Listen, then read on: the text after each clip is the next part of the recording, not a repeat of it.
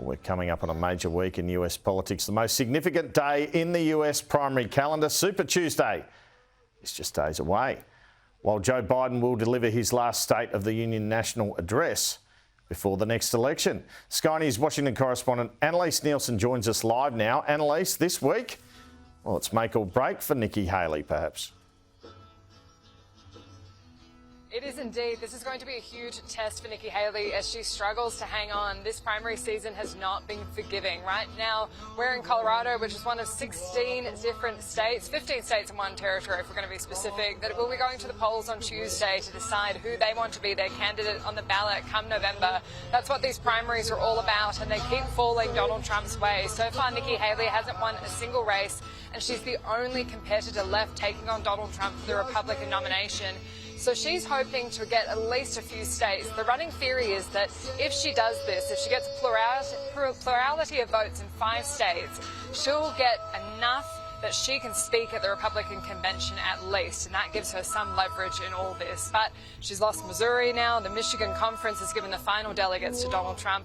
And so if she can't make that impression on Super Tuesday, she's really running out of options. So she's trying for places even like Washington, D.C., which is usually the least observed primary in the United States.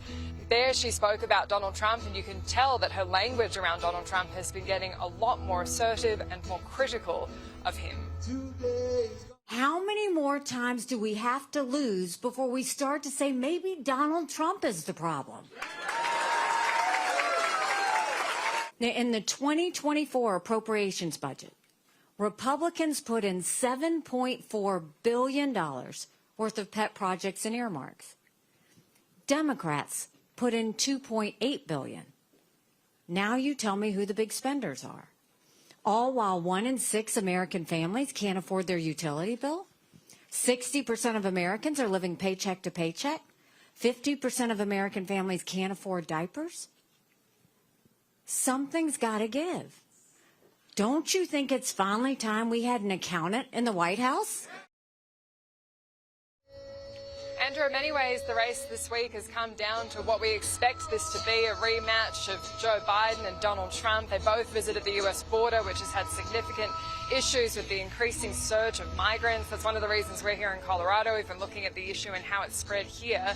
For Joe Biden, it's not all good news either. A bunch of new polls have come out this week, and they're not good for either his popularity or his potential to beat Donald Trump in the polls. He's losing in those key swing states in a hypothetical matchup against Donald Trump, which is making it more difficult for Democrats to say they should continue with the president for the next election. It is indeed, Anneliese, and accompanied by Oasis there in Colorado. Our producer Cam Redden will be very happy about that, Anneliese. Thank you.